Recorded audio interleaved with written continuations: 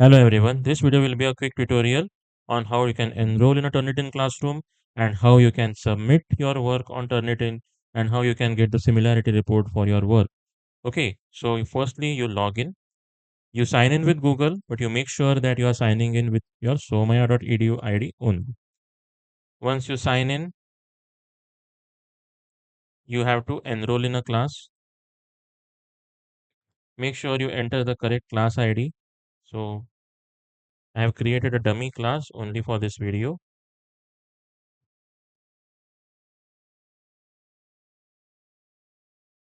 Okay, read the class ID and enrollment key carefully, which has been shared with you in your email announcement.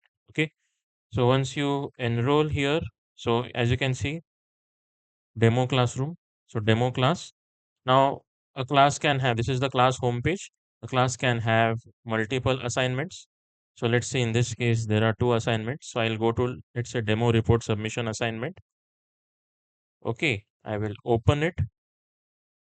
When I open it, I get this page. Let's say I have given one instruction. So name your file as your division followed by your roll number and followed by your name. And I only want a docx file. Okay. And then there is a start date, there is a due date, there is a feedback release date. Make sure you submit before the due date. That's the main point. And late submissions are allowed, but it will cause penalty. Important point here is similarity reports are available immediately after submission, which we'll see just now what it means. And second thing is resubmissions are allowed. That means if you're not happy with your current submission, you want some change, you want to make some changes in that, it does not satisfy the threshold, then you can submit immediately.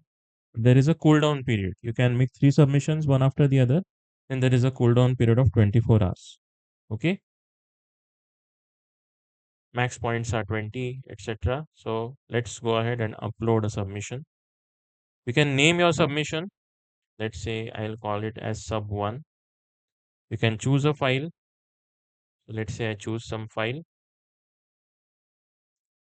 and upload.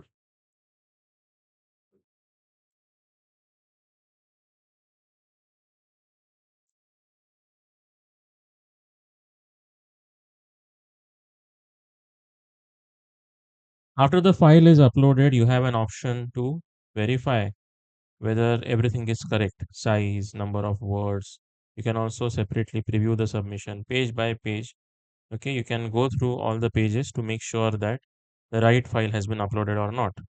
Once you are confirmed, you can submit to Turnitin. When you're sure that your file is correct, you can complete this process. And now you will be on this page. So this is your assignment dashboard. You can upload submissions for your assignment from here. When a submission has been processed, you will be able to download a digital receipt, view any grades and similarity reports that have been made available by your instructor. Okay. So right now, after a minute or so, you can see the similarity percent is very high, 17%, whereas our threshold is 10%. Okay. So now I'll check where did I go wrong. Okay. So now this has been identified or completely flagged as plagiarism. Okay. Now let's see. The source is limswiki.org. Okay. So now what will I do? I'll go back to my file. I'll change my file. So this is my file. Okay. And I had purposely added some part over there. Okay. So for example, okay, this entire paragraph I had introduced just to demonstrate this to you. Okay. So now what I will do is I'll simply remove this part, which I have identified as plagiarism. Okay. Because of my report. Okay, so now I'll go back to Turnitin. I have saved it over here. I'll go back to Turnitin and I'll upload this updated report.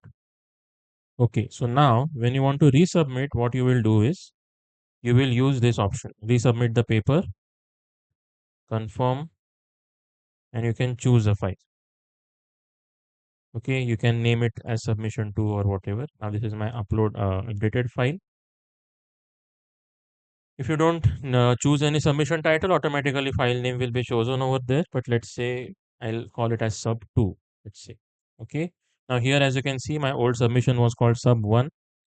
When I upload this, again, it will, make sure that, it will ask me to verify whether the submission is correct. And once I confirm that, once I verify and press submit, it will be uploaded.